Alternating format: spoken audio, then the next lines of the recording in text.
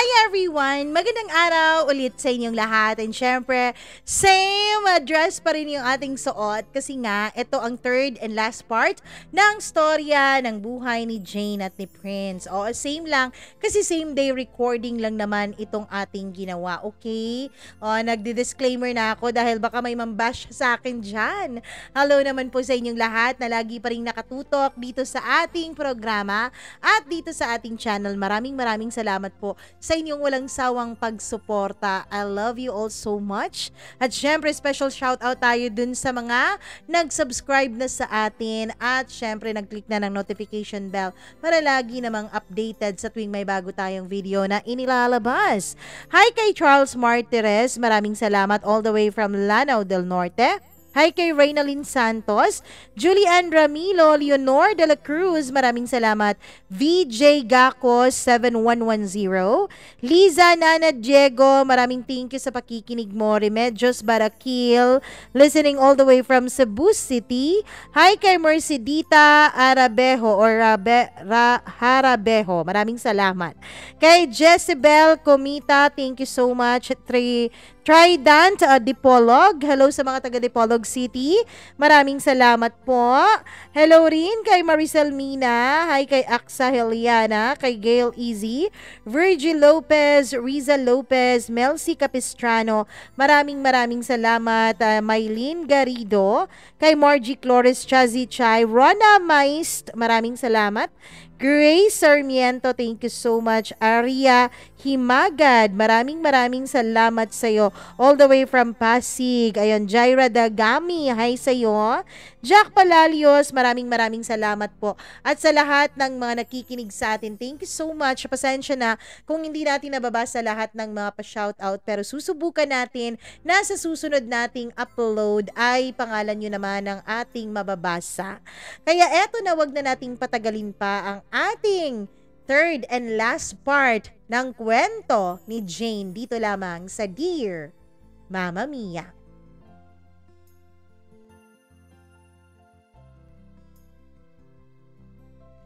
Silang lahat ay nakatitig lamang sa akin sa sagot kong yon.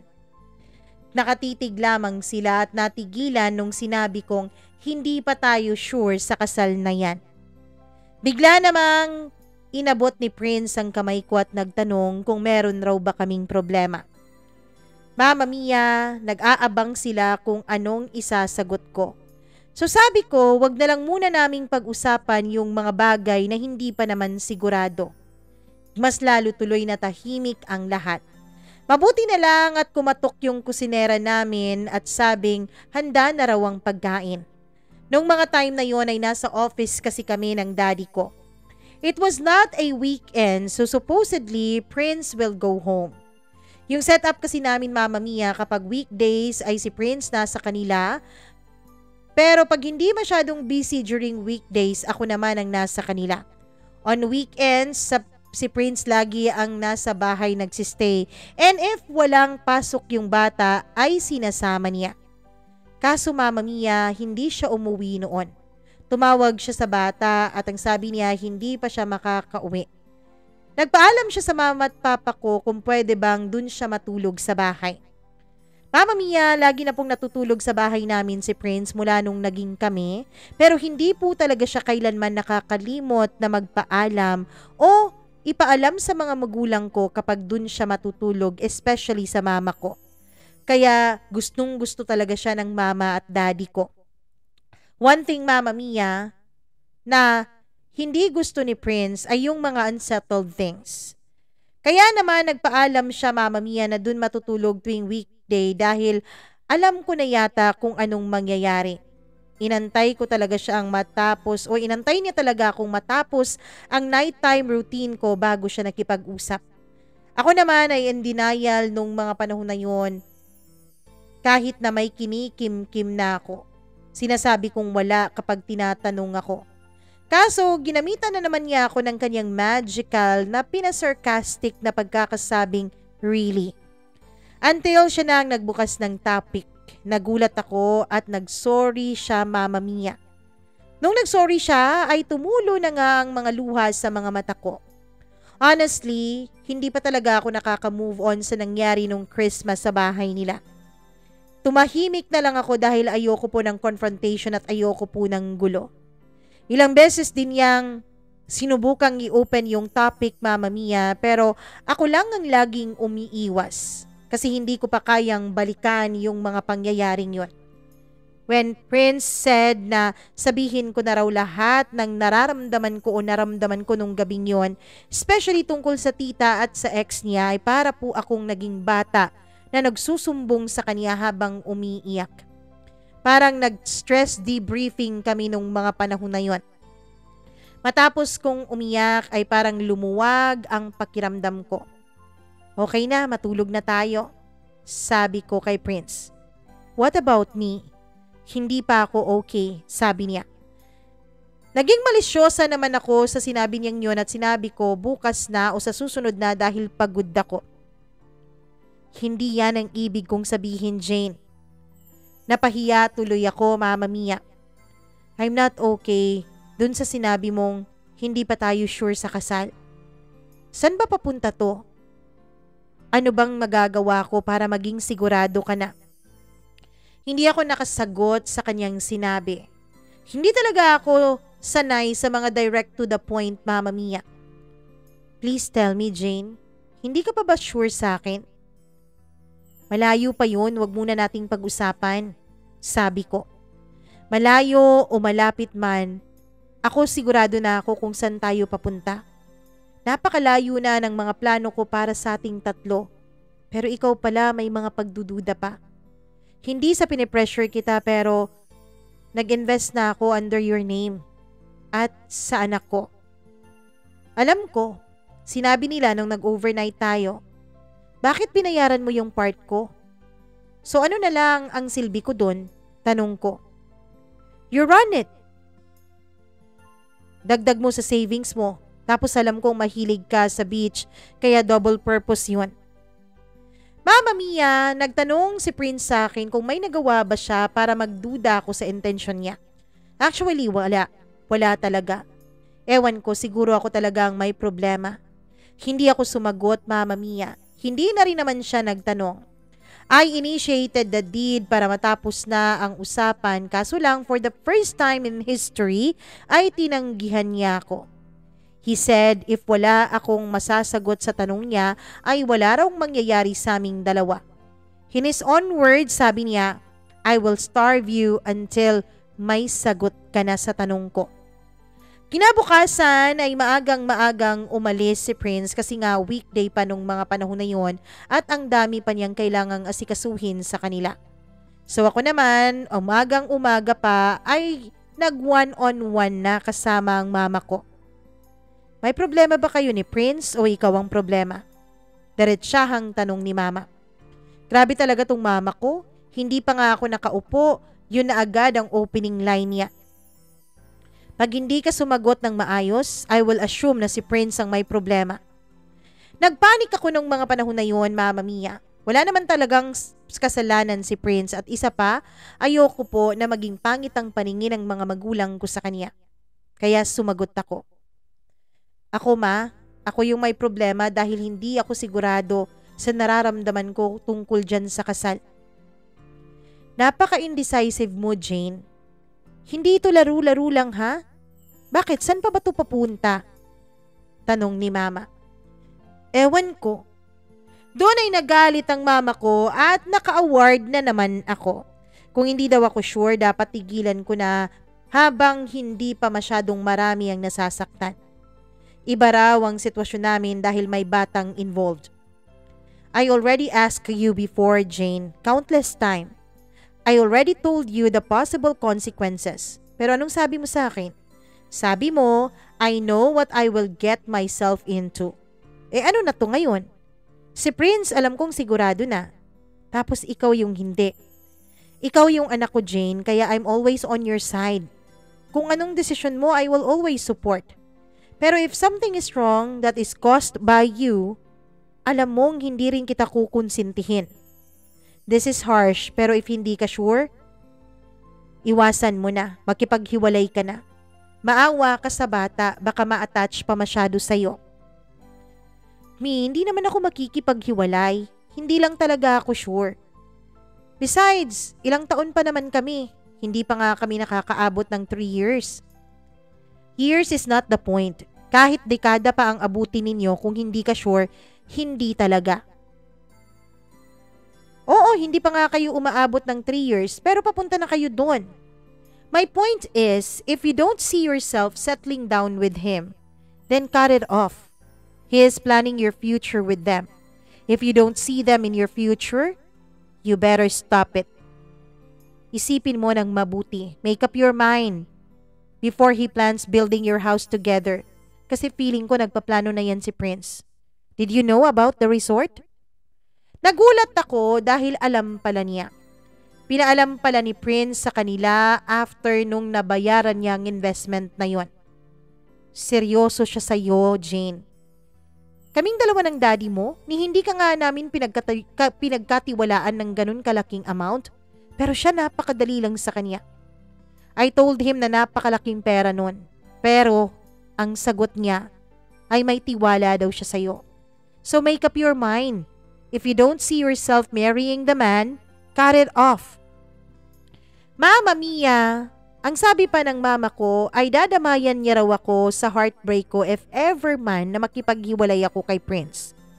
Lumipas ang mga buwan, tapos merong celebration na nangyari sa kanila. Isang Muslim tradition, Mama Mia, na hindi talaga pwedeng mawala siya. Actually, during our first year as boyfriend and girlfriend, ay in-invite niya ako sa same event. Kaso meron akong ibang commitment noon. Actually, before that, Christmas happening, ay marami na po akong na-meet na relatives niya. Mga traditional Muslim talaga. Pero napakababait nila sa akin. Yung isang tita lang talaga niyang naiba. Nung time na yon ay talagang nakiusap si Prince sa akin na dapat ay nandun ako. So I made sure that I'm available. Ninenervyos na ako to the point, Mama Mia, na pati kamay ko ay pinagpapawisan na. During the drive on the way sa bahay nila ay kinakabahan na ako. May habit po ito si Prince na kapag hindi masyadong busy yung daan ay hinahawakan niya yung paa ko o di kaya naman yung kamay ko. That time, nung hinawakan niya ang kamay ko ay malamig na malamig ito tapos nagpapawis pa. Kilalang kilala na ako ni Prince, Mama Mia, so alam niyang dahil yun sa sobrang kabang nararamdaman ko. Tinigil niya yung sasakyan at tinanong niya ako kung hindi raw ba ako komportable dahil hindi na lang daw kami tutuloy. So I told him na okay lang ako. Kinakabahan lang ako dun sa tita niya. Sabi niya wag daw akong mag-alala dahil marami raw akong magiging kakampi doon. True, totoo, Mama Mia. Dahil naging ka-close ko agad yung iba niyang tita at tito. Even some of their elders, kaso that time ay napakarami talaga nila. Actually, kompleto ang kanilang angkan. Mama Mia, napakaraming tao, pero Prince made sure that we were seated on the table kung saan yung mga kasundo ko ang kasama namin. It went well actually. Not until nung may lumapit sa amin during socialization na. Yung anak ni Prince ay katabi ko throughout the event. Tapos merong lumapit na mag-asawa, Mama Mia, na may dalang baby girl. Ang sabi niya ay gusto nilang ipagkasundo yung baby girl na yon, infant pa, Mama Mia ha, dun sa anak ni Prince. I was shocked. It was my first time hearing it personally. Pero hindi ako nag-react. Kaya lang, itong mukha ko, Mama Mia, ay napaka-transparent. At siguro nakita nila doon ang reaction ko.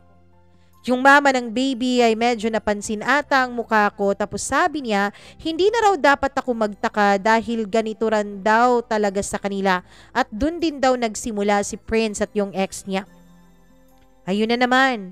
Ex na naman ni Prince, hindi talaga nawawala sa topic kahit wala naman siya sa okasyon na yon. Narinig ng ate ni Prince ang comment ng mama ng bata so siya ay lumapit at nagsalita sa kanilang dialect. Mama Mia, natatakot na talaga ako kapag dialect na nila ang kanilang ginagamit.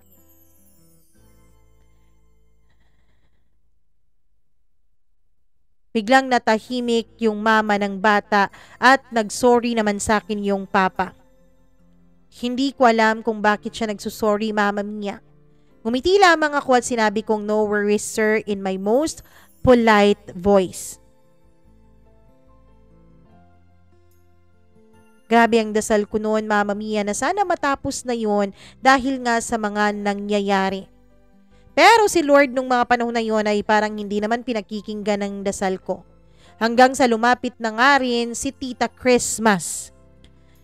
Wala siyang sali-salita, nakibeso lang siya sa akin. Kaso may backup na another tita noon na mas matanda this time. So meaning elder talaga nila. Mama Mia, alam kong chinichismis nila ako kasi base sa comments nila, dapat daw madaliin na ni Prince na magka-baby na. Dahil malaki na raw ang kanyang panganay. Though she's saying it to Prince, I know na ako yung target ng mga salitang yon. Mama Mia, sayang daw ang panahon at ang lineage if patatagalin pa namin. Until lumingon na talaga siya sa akin at pinamukhanan niya sa akin, Mama Mia, kung bakit ang tagal daw naming nakabuo. Kaya naman daw akong buhayin ni Prince. Medyo naiirita na rin si Prince noong mga panahon na yon, Mama Mia. Pero polite pa rin siyang sumagot. She will carry my child once she's ready. It's her body and she can provide for herself. Hindi siya parehas sa iba na nagpapabuhay sa mga asawa. Mama Mia, napansin kong medyo gurumabi na si Prince noon kaya hinaplos ko na ang likuran niya para pakalmahin siya. Kaso hindi pa talaga tapos yung tita na yon. Nag-comment pa talaga siya na kapag hindi daw kami makabuo, maghanap na lang daw ng iba na pwedeng bumuo. Dapat daw hindi na ako magtataka at maghahanap ng iba si Prince kasi legal naman daw yun sa kanila. Doon, Mama Mia, ay nagsalita na si Prince sa kanilang dialect pati na rin yung atin niya at naramdaman ko na may commotion at tension na talaga. Naiiyak na ako nung mga panahon na yun dahil alam kong ako ang pinagsimula ng tension na yun. Nagsorry yung isang elder nila sa akin at pinigilan sila at natahimik naman sila. Prince insisted on letting me spend the night sa bahay nila pero nagpasundo talaga ako sa driver nun. Hindi ko talaga maintindihan ang nararamdaman ko nun. All I know is that I really want to go home. So hinatid na lang niya ako personally. Sorry pa rin siya ng sorry sa akin habang nasa biyahe kami. Pero hindi naman niya talaga kasalanan. Gusto kong magalit pero I know he doesn't deserve it. Pagdating ko sa bahay ay dumiretso na akong umakyat sa kwarto ko.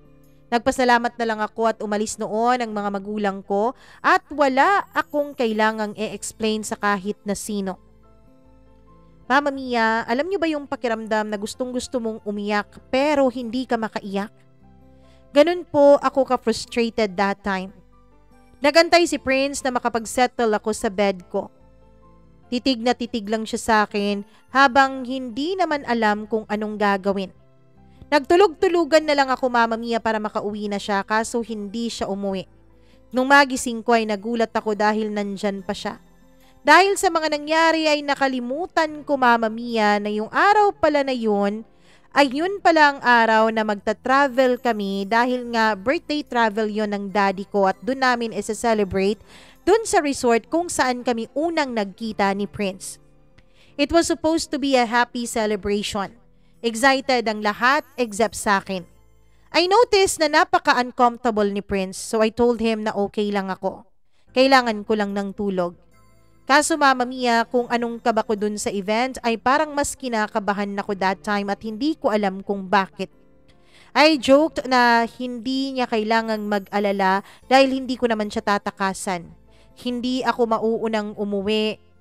Kasi nga, yung mga kasama ko that time ay mga pamilya ko naman. Pero Mama Mia, dun sa trip na yon ay nag-propose po sa akin si Prince on our first night. And the second day ay nag-no ako agad, Mama Mia. Kung gaano kami kaingay pagpunta namin doon ay ganun naman katahimik pag uwi. Walang nagtanong sa akin kung bakit, kung anong nangyari. Tahimik na tahimik lang ang pamilya ko at mabuti na lang talaga dahil hindi ko naman alam kung anong sasabihin o isasagot ko. Weeks after the proposal ay wala kaming communication ni Prince. Sa kanyang anak lang. Hindi siguro alam nung bata na ni-reject ko yung papa niya kasi every time na tumatawag siya sa akin ay parang wala namang nagbago. Until dumating yung birthday ng mommy ko. Itong mama ko, Mama Mia, ay hindi talaga mahilig sa mga bonggang birthday party. She always wanted intimate, sa bahay lang. Usual celebration lang na may 3 putahe. Kaso that time, Mama Mia, ay parang bongga. May backdrop pa talagang nalalaman ng mama ko courtesy of my kuya. Usually, cake lang talaga na paborito niya tapos 3 putaheng ulam. Swerte na kapag may lechon. Pero nung time na yon, Mama Mia, ay may lechong kambing tapos may steak pa talaga. I thought na baga gusto lang bumawi ng mga magulang ko dahil nga sa disaster na nangyari sa birthday ng daddy. That was what I thought until dumating ang Land Cruiser ni Prince tapos nandun siya, ang anak niya at ang atin niya kasama din ang asawa at anak nito. Kinabahan ako, Mama Mia. Honestly, malaki talaga ang panghihinayang ko kung bakit ako nag-no sa proposal ni Prince. Iyak po ako ng iyak lalo na kapag mag-isa lang ako. Namimiss ko siya at inaantay ko ang message niya pero wala. Every time na tatawag sa akin ng bata ay napakatagal ko talagang puputulin yung tawag kahit na nagbabay na ito sa akin. I was hoping na maririnig ko ang boses ni Prince kahit background lang kaso wala talaga. Hindi siguro alam ng ate ni Prince ang nangyari, Mama Mia, kasi wala namang pagbabago sa naging treatment niya sa akin. Sinalubong sila ni Mama at dahil ako nung mga panahon na yon ay parang kandilang itinirik at hindi makagalaw. Agad namang tumakbo yung anak ni Prince sa akin at niyakap ako and saying he missed me. Pati yung ate ni Prince ay niyakap ako after niyang yakapin at pisuhin si Mama. Matagal na nakapasok si Prince dahil nagpa-parking pa. Gusto ko sanang tanungin ng mama ko pero hindi ako makapagsalita. Siguro ay napansin ng mama ko yung reaction ko, Mama Mia. At alam niyo ba kung anong sabi ng birthday girl? Birthday ko, so ako ang may say kung sino ang gusto kong bisita. Huwag kang mag-alala, hindi na magpo-propose sa'yo si Prince ulit. Swerte mo naman. Alam naman niya kung paano i-accept yung no mo. Pagpasok ni Prince sa dining area, Mama Mia, ay parang nahirapan po akong huminga. Napakagwapo niya. Not because I missed him so much, pero napakaaliwalas ng aura ni Prince. Bumeso siya kay Mama at Papa, tapos nakipag-shake hands siya kina Oliver at sa kuya ko. Even sa mga katulong namin at kasambahay ay kinakamusta niya. Pero ako, Mama Mia, he just gave me a small smile, tapos tumango lang siya sa akin. Baka naka-move on na siya sa akin. Nung kumakain na kami ay masayang-masaya sila. Nagtatawanan, nag-uusap, masayang-masaya ang mama ko, while ako nung mga panahon na yun ay gustong-gusto ko na lang mahimatay. Buti na lang at katabi ko ang daddy ko nung mga panahon na yun at naramdaman niyang parang uneasy ako. So he kept on tapping my back para ma-relax ako. After naming kumain ay lumapit ako sa anak ni Prince. May pinakita siyang game sa akin kaso medyo nalulubat na ang tablet niya kaya pumasok kami doon sa mini office ni Daddy. Yung mini office ni Daddy ay may glass tinted po, Mama Mia. While nasa loob kami ay hindi talaga ako makapag-concentrate sa mga sinasabi ng bata kasi tingin lang ako kay Prince na nung time na yon ay na-enjoy na kausap ang pamilya ko. Di nila kami makikita mula sa labas pero I was hoping na at least mag-glance malang si Prince dun sa office na yun kasi alam naman niyang nasa loob kami dun. Kaso wala. Hanggang dumating ang 11 p.m. Kinakabahan ako dahil papunta siya sa office ni Daddy. Sa kaba ko, Mama Mia, pagbukas pa lang niya ng pintuan ay napatayo agad ako at naggulat yung anak niya. Sinabihan niya yung bata na uuwi na sila maya-maya lamang. Buti pa yung bata, may pababay pa tapos pa-hug sa akin.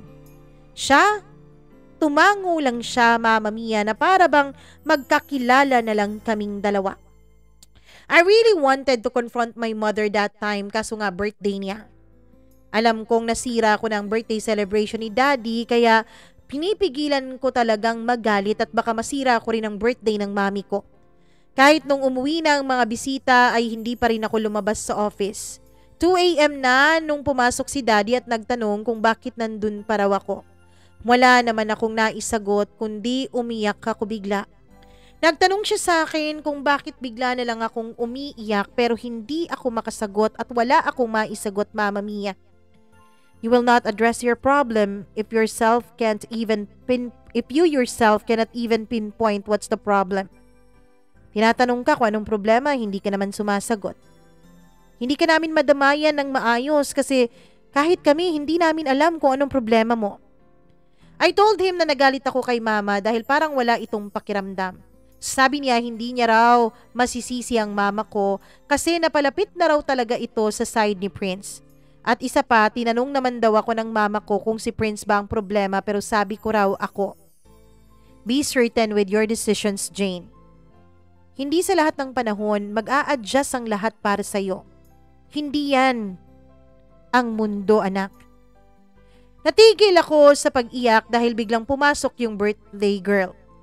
Tapos sinabihan pa niya akong, "Oh, bakit ka umiiyak?" Mama Mia, tiningnan ko lang siya ng masama. "Huwag mo akong tingnan ng ganyan, Jane. Tinanong kita kung si Prince ba ang problema, sabi mo hindi. Meaning, nasa iyo yung problema. Tapos ngayon, magagalit-galit ka sa akin?" Yun, nagalit na talaga ako, Mama Mia. Sinabihan ko siyang alam naman niya bakit kailangan pa niyang magtanong with matching iyak-iyak pa ako nung mga panahon na yon. Alam mo ba, Mama Mia, pakiramdam ko nung mga panahon na yon ay parang mawawala na talaga ako sa sarili ko. Alam mo, tama na yan. Alam mo na ngang umiiyak niyang anak mo. Dinadagdagan mo pa. Tumawa ang mama ko. Sabi niya hindi naman daw niya ako ginagalit o kung ano pa man. Mabuti daw na napapractice na yung presence ko. Napapractice ko na nasa presence ko si Prince. Kasi nga lagi raw kaming magkikita dahil sa meetings para sa business ng kuya ko. Dapat daw magpasalamat ako sa kanya. Nakalimutan ko, Mama Mia, na yung mga meetings pala para sa construction ng shop ni na Kuya at Oliver ay dun gaganapin sa Hilltop Resto. At Mama Mia, dumaan ang ilan pang mga araw at naganap na nga ang first ever suppliers meeting dun sa Hilltop. For me, business is business. Pwede ko namang iset aside yung broken heart ko, pati na rin ang mga hindrances when it comes to business meetings. Kahit pa nga gaano kasakit ang nararamdaman ko noon sa ex ko, Mama Mia, ay nakaka-close pa rin ako ng deal. Kasi nga, business mode ako sa umaga, iyak naman sa gabi. Ganun lang. Pero itong kay Prince, Mama Mia, hindi ko alam, pero aside sa nahihirapan talaga akong mag-focus, ay nahihirapan din akong huminga. I remember it vividly. I thought hindi siya darating dun sa meeting na yon dahil nandun na ang mga suppliers. Sina Oliver, Kuya at siya na lang ang wala. Kaso sabay pala silang dumating, Mama Mia. I overheard Kuya explaining to the suppliers kung bakit late sila. Si Prince pala ay kanina pa nasa area pero hindi po siya umakyat sa hilltop dahil inantay niya raw na dumating sina Kuya. His reason? He is not familiar with anyone daw, Mama Mia. Kaya sumabay siya kina Kuya. So ano ako dito? Ano ako para sa kanya at hindi siya familiar sa akin? Hindi pa nag-uumpisa yung meeting pero wala na akong energy at hindi na ako makapag-focus ng mabuti. Ang suppliers noon, Mama Mia, ay pawang mga babae. May isang supplier na construction engineer, babae. Actually, ang father niya ang dapat nandoon kaso nagka-problema kaya siya ang pumalit. Ano pa bang mangyayari? A charming man not sporting any ring means he is not committed. So, ang mga babae tingin ng tingin sa kanya. Nung turn na ni Prince para magsalita, ay nakatitig na ang lahat sa kanya, lalong-lalo na yung mga babae. Actually, sa tagal namin ni Prince ay immune na po ako sa mga babaeng halos mabali yung mga lieg sa kakalingon sa kanya o kakatingin sa kanya ng harap-harapan. Pero nung time na yon ay parang nawala bigla ang immunity kong yon. Bothered na bothered ako, Mama Mia. Lalo na during nung turn na nung construction engineer na magsalita ay nagkaroon ng heated argument about the procurement of construction materials. Hanggang sa nangyari nga ang voting. The engineer was right, so I took her side. What felt wrong, Mama Mia, for me was the way Prince defended her.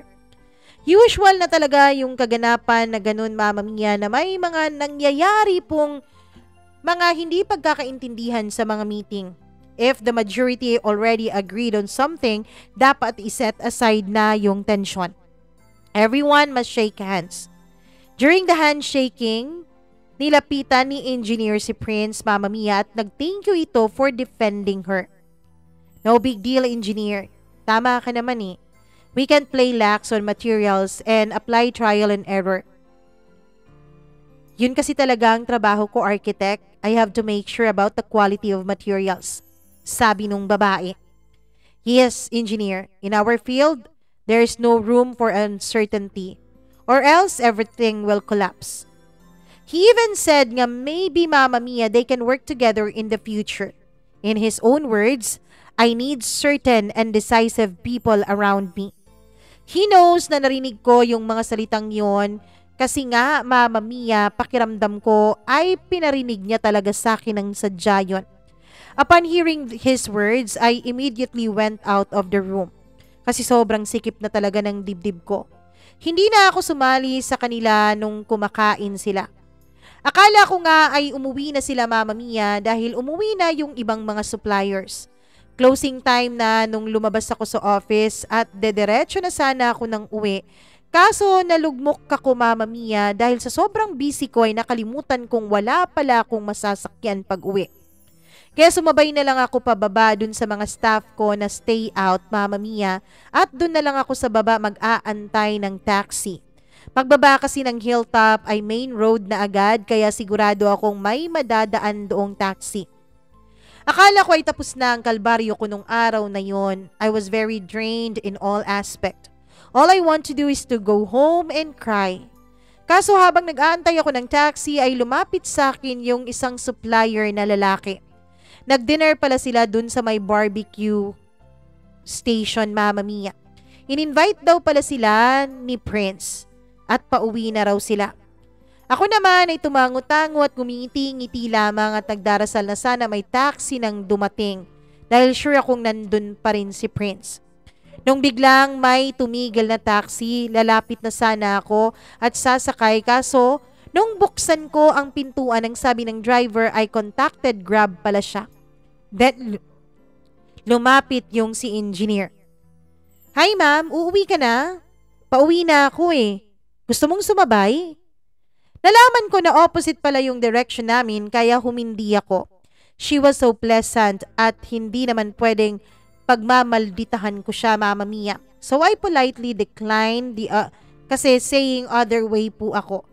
Nung sumakay na siya ay lumingon siya sa likuran ko at nagsalita. Architect, salamat sa dinner ha. Mauuna na akong umuwi. Salamat ulit sa opportunity. Pagkatapos noon ay sinarado na niya ang pintuan. Mama Mia, na sa likuran ko pala si Prince. Yung ibang supplier naman ay nakamotor at nag-offer sila na gusto raw nila akong ihatid. Gustong gusto ko sanang sumama, Mama Mia, kaso biglang sumabat si Prince sa usapan. Sabi niya, siya na raw ang maghahatid sa akin dahil hindi daw ako sumasakay ng motor kasi nga may trauma ako. Na-share ko kasi kay Prince dati na nadisgrasya ako sa motor, Mama Mia. Nagulat yung mga supplier kung bakit alam ni Prince yung mga ganong detalye tungkol sa akin pero hindi na lang sila nagsalita. Tumango na lang sila at nagpaalam na. Nung umalis sila ay dali-dali naman akong naglakad palayo kay Prince dahil ayokong sumabay sa kanya. Mama Mia, ayokong tumakbo pero kailangan kong gawin. Ayokong sumabay sa kanya o makita man lang ang pagmumukha niya nung mga panahon na yon dahil naiiyak na talaga ako. Hindi pa ako nakakalayo sa barbecue station na yon ay biglang bumisena sa akin ng black jeep service ng ate niya na siyang gamit niya. Hindi talaga ako tumigil. Patuloy lang ako sa paglalakad. Naka-heels pa naman ako nung time na yon, Mama Mia, pero siya sunod lang ng sunod sa akin. Tinatawagan niya ako sa phone pero hindi ko sinasagot.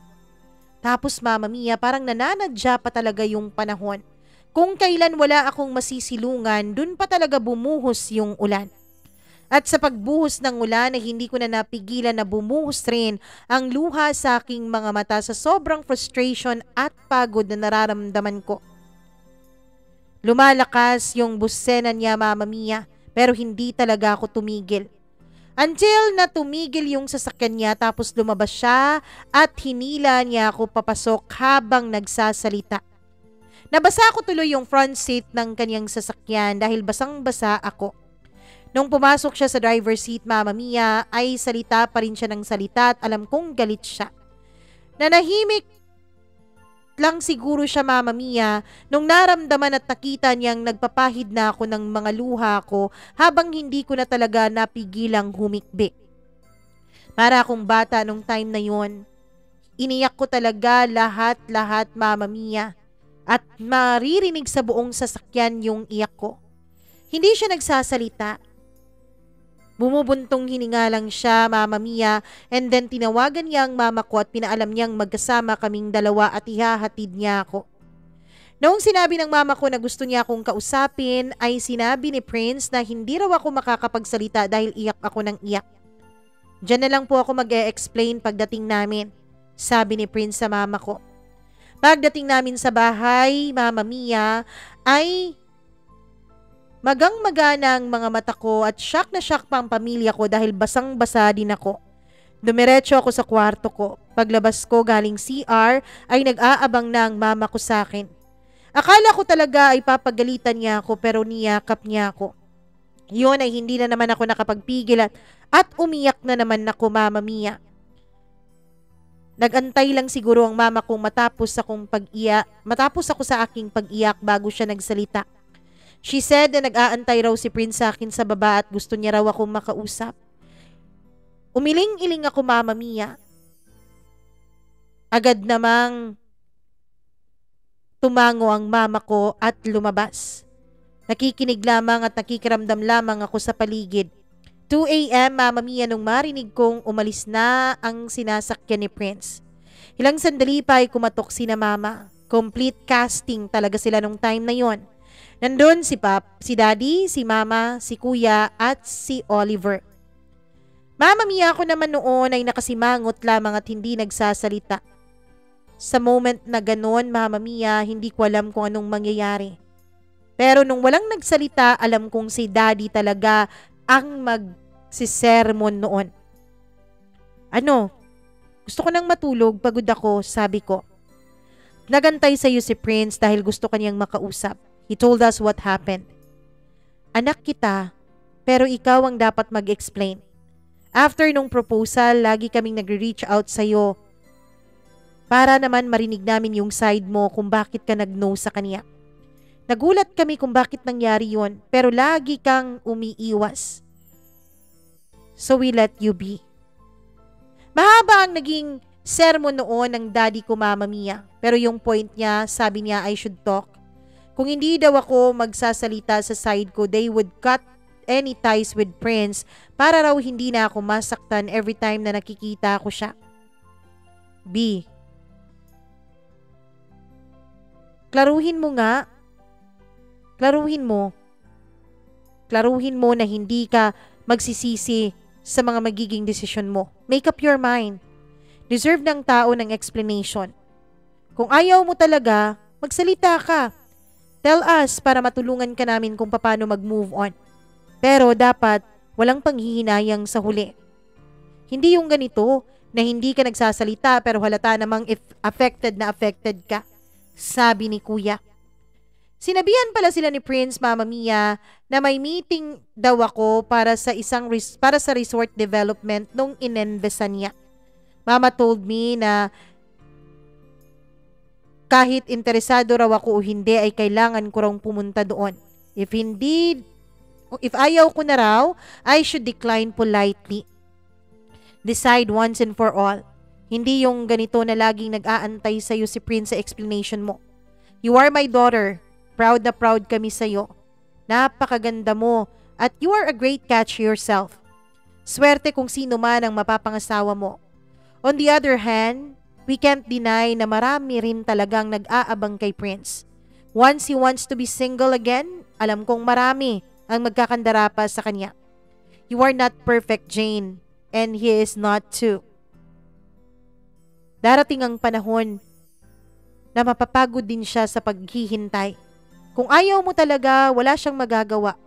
But by the looks of it, napakalaki ng panghihinayang mo. Kaya magdesisyon ka ng mabuti. Sabi ng daddy ko. Kinabukasan, Mama Mia, Saturday at tumawag ang anak ni Prince sa akin.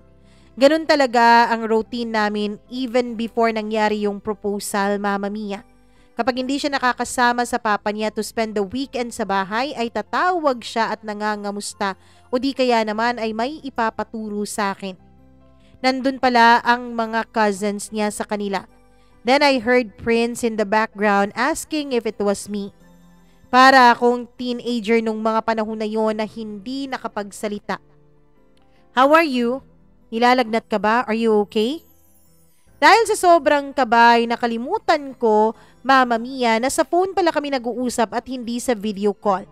Imbis na sumagot ay tumangu-tangu lamang ako as if ba na nakikita niya ako. Hello, nandyan ka pa ba? Tanong niya ulit. Okay lang ako. And then nagtanong siya sa akin, Mama Mia, if I'm still up about the resort renovation. Sabi ko yes, darating ako. And I told him, Mama Mia, that I want to explain my side.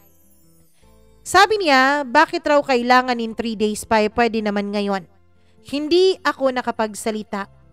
Malalim ang naging buntong hininga ni Prince sa kabilang linya. Tatanggapin ko naman kung magno-no ka talaga, Jane. Baka hindi ka pa talaga ready. But please let me understand. Nasaktan ako kasi parang wala kang balak na mag-explain sa akin. I know you were bothered because of what happened with my relatives. Kaya nga nag-propose agad ako sa'yo to assure you. Kaso parang ibang dating sa'yo eh.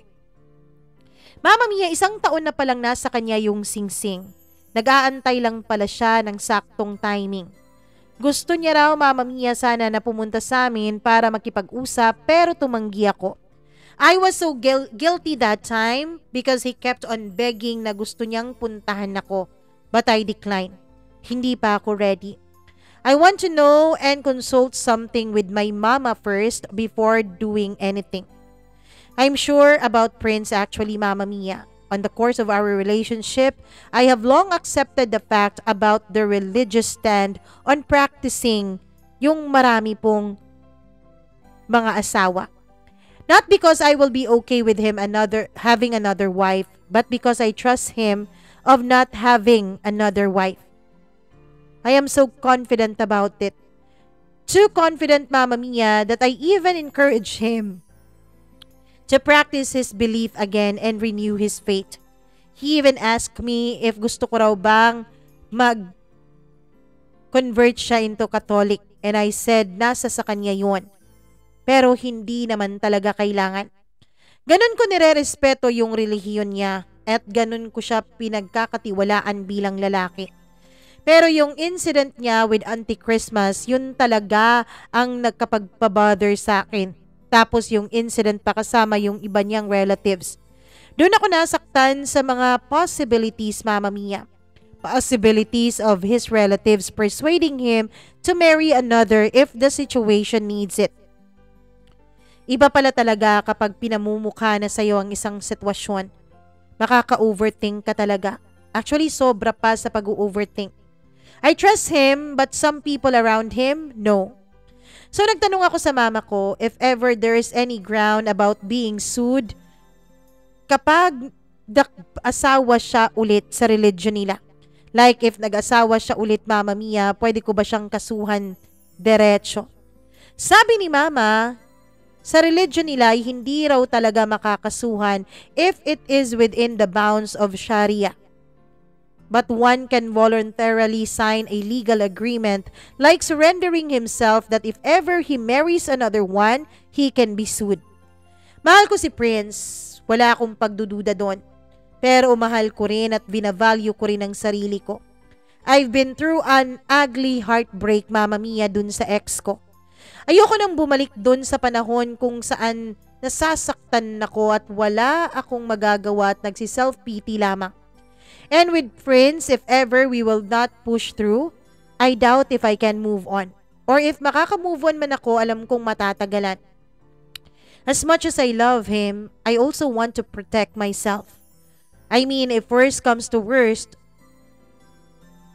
alam kong yung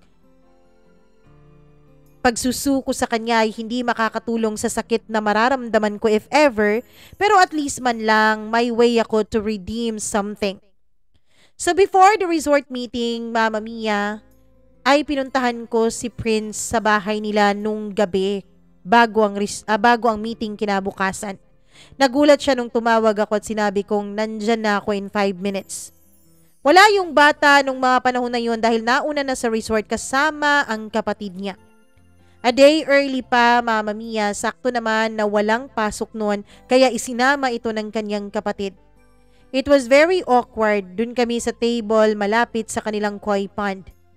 Matagal akong hindi nagsalita, Mama Mia, at lagi lang akong nakatitig sa kanya hanggang sa nagsalita siya. Ano to, staring contest? Tanong niya. So, binigay ko sa kanya yung document na pinagawa ko kay Mama. I explained my side, why I said no. I assured him that I am so down for whatever the future has in store for us. It's just that I was very hurt by what his relatives said. Hindi pa ako nakatapos, Mama Mia, sa aking sinasabi nung bigla niyang sinabi kong nasaan ang ballpen. Kaso wala pala akong dalang black ballpen nung mga panahon na yon. Tumayo siya at nagsasalita habang naghahanap ng ballpen. Papirma-pirma ka, wala ka palang naka-reading ballpen. Galit niyang sabi. Pagkatapos niyang pirmahan ay nagtanong siya. So ano pa? I have nothing else to say, Mama Mia. Sabi ko yun lang. Really? Andyan na naman yung really niya. Tumayo siya at sinabi niyang magbihis dahil sabay na raw kaming pumunta sa resort. Sabi niya, Mama Mia, pauwiin ko na lang daw yung driver namin. And I asked him kung okay na ba kami. I'm always okay, Jane. Ikaw? Ano? Mama Mia, medyo galit-galitan siya nung mga time na yon. Nandun ako sa receiving area nila nag-aantay. Ilang sandali pa ay tumigil sa harapan ko ang Land Cruiser at nung papunta na sana ako sa front seat ay bigla siyang bumaba at binuksan yung door sa back seat at dun niya ako pinaupo. During the drive, Mama Mia, ay talagang nakasimangot lang ako. Akala ko ba okay na kami? Bakit ganito? Dito niya ako pinaupo sa backseat at binibiro pa niya ako at tinatanong kung komportable ba ako sa backseat. Ninitignan ko lang siya ng matalas.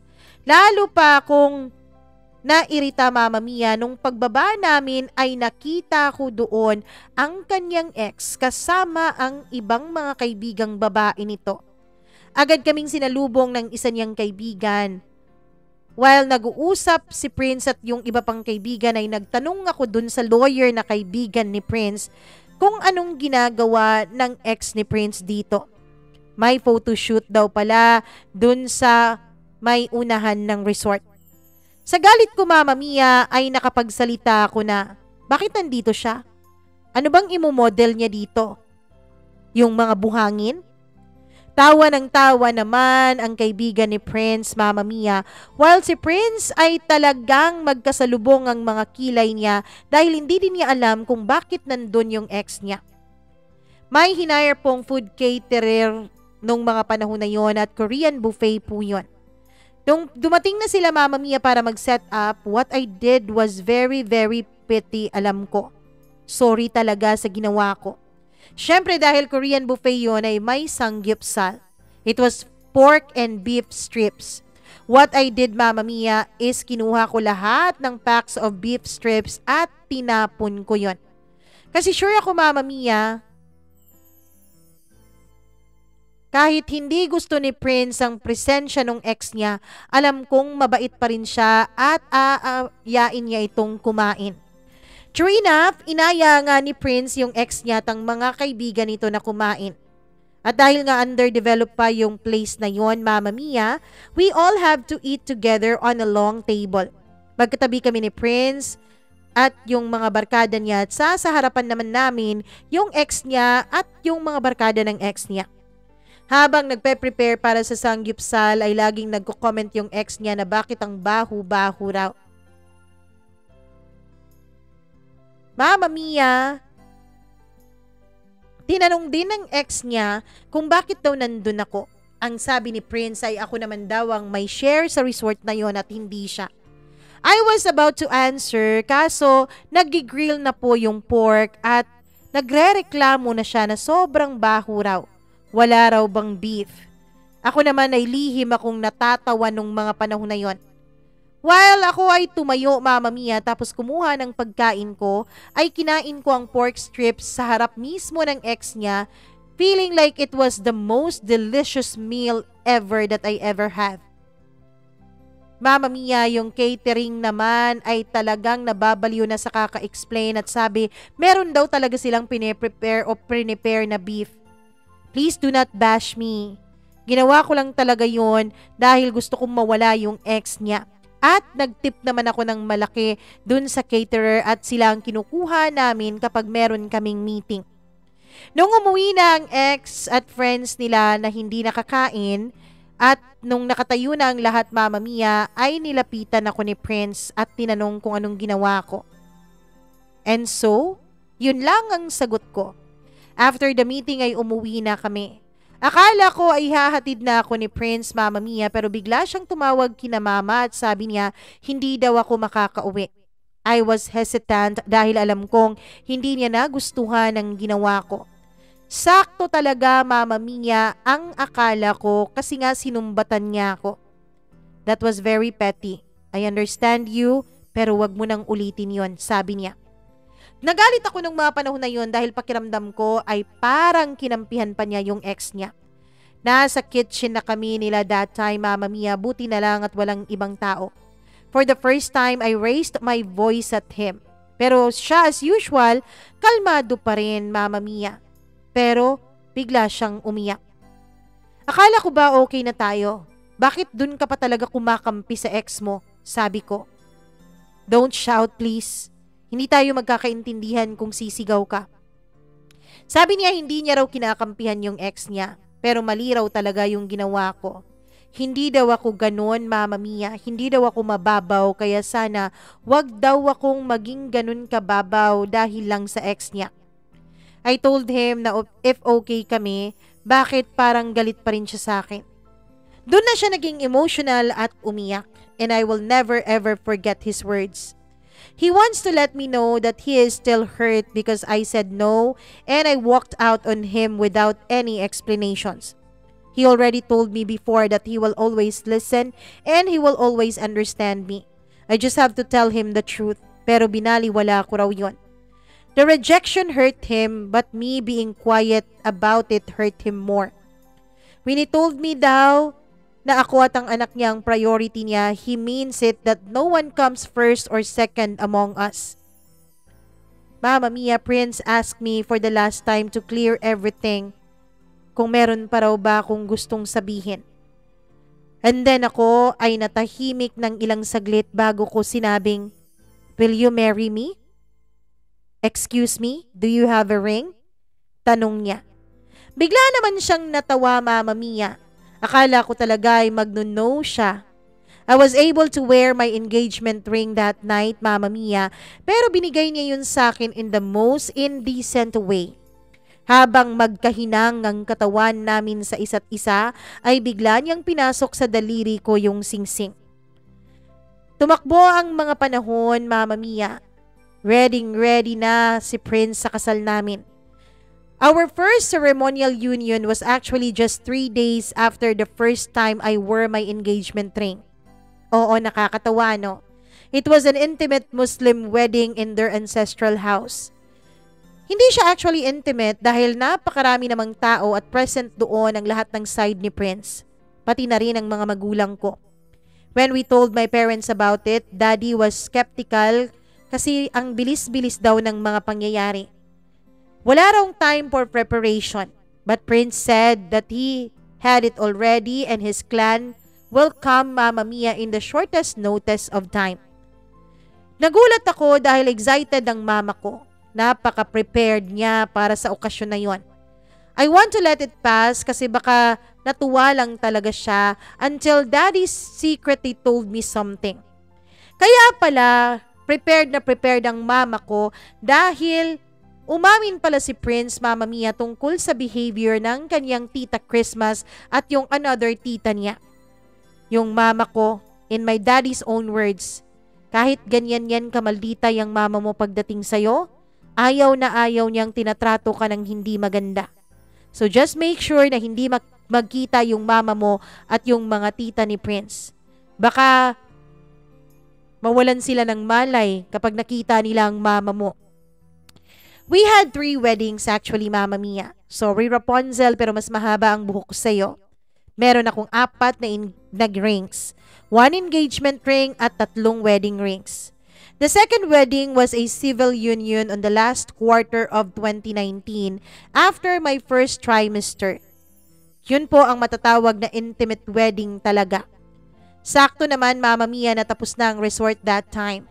It was a beach civil wedding. Well, hitting 2 birds with 1 stone.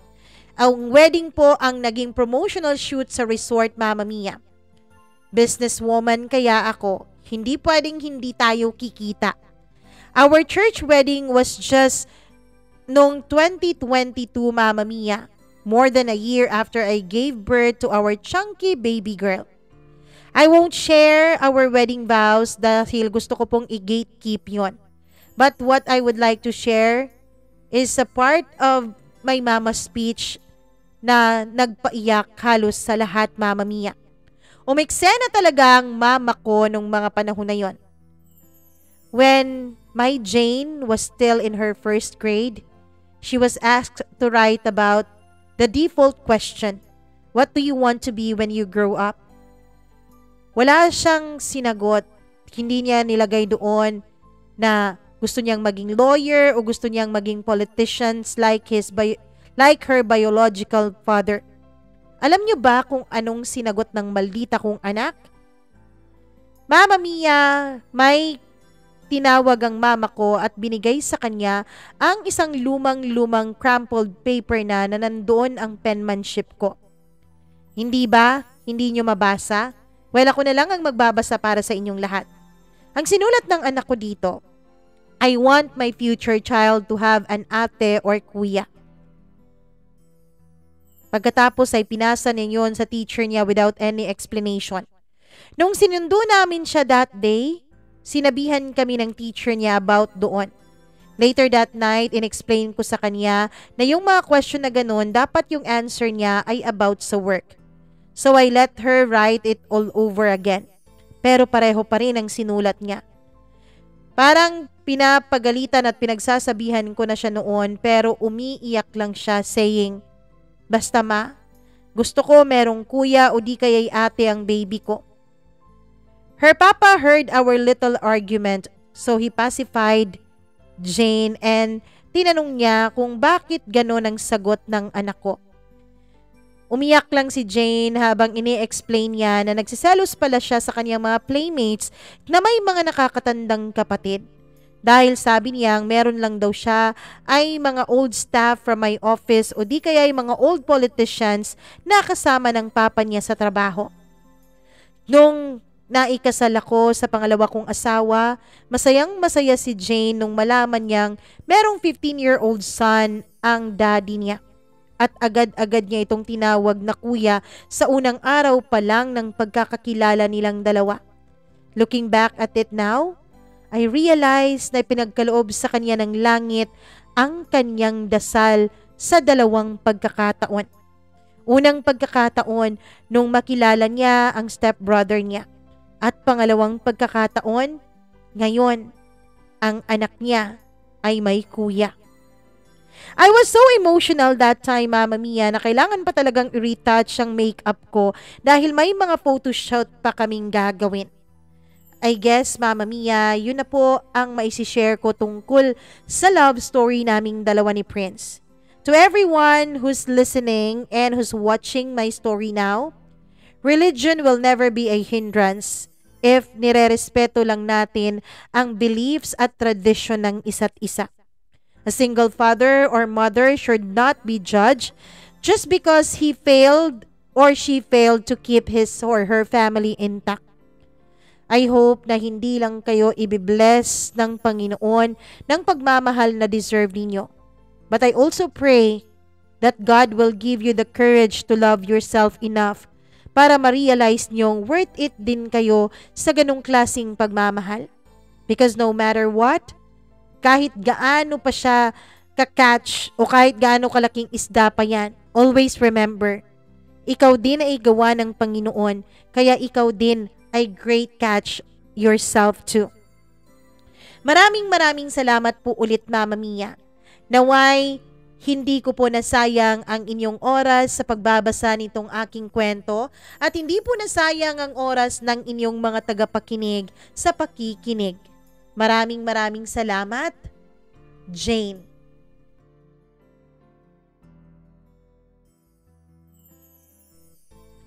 Nako naman, nakakakilig naman ang kwento ng buhay ni Jane. Kayo ba'y kinikilig? Ako'y kinilig pero totoo talaga yon.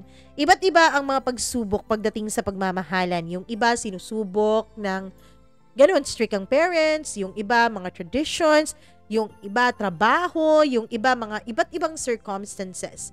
Pero ang sabi nga nila, kapag isinadya talaga yan ng Diyos para sa'yo, mangyayari at mangyayari yan. Kung hindi pa nangyayari yan, ibig sabihin hindi pa panahon. Kung ang mga bagay na ninanais mo ay wala pa sa'yo, ibig sabihin hindi mo pa kailangan yon. Magtiwala ka lang sana sa Panginoon na lahat ibibigay niya sa tamang panahon. Sa panahon niya at hindi sa panahon mo. Maraming salamat sa inyong pakikinig sa kwento ni Jane at ni Prince at thank you, Jane, sa pagbahagi mo ng iyong kwento dito sa ating channel. Please like and share this video at syempre huwag nyo rin kalimutan na mag-subscribe nitong ating channel, mag-click ng notification bell para lagi po kayong na-update sa tuwing meron tayong bagong ini-upload dito at syempre huwag nyong kakalimutan na pwede po kayong mag-share ng sarili ninyong mga kwento ng inyong buhay. Mag-share lamang po kayo. Ang gawin nyo ay mag-type tapos i-email lamang yan. Nasa baba po dyan sa may blue line ng ating email address. That's mamamiacdo0317@gmail.com.